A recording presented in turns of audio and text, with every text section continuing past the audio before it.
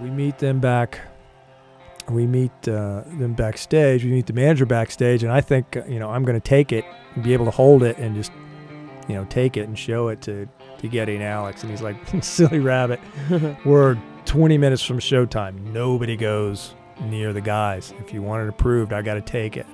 But he took it to Geddy, and it was all painted and everything.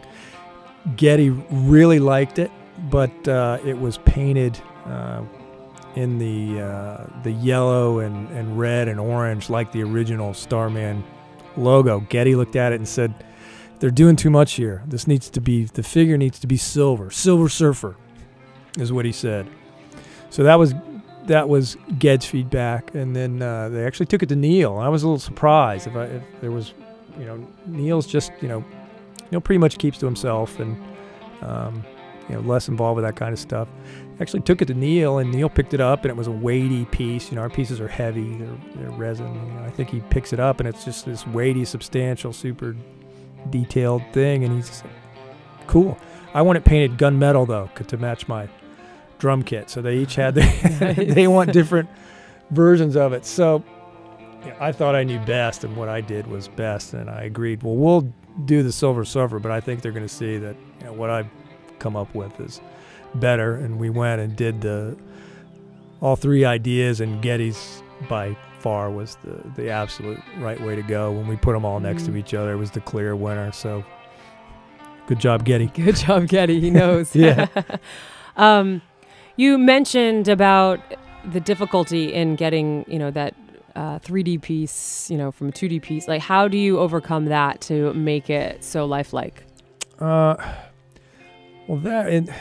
like I say, the issue there is the way he's facing that star. The star's hovering above him a little bit. The issue is you got to just imagine it's going to be on somebody's desk. So how do we get that star, to hover above him and still function as a statue and have it sit there and not fall over, right? Yeah, and still have it represent him, placed in front of the rush, the red star for the Federation star, and have it represent the logo. So putting we ended up coming with, it's actually two separate statues that you can move the Starman forward or back depending on where it is on your desk.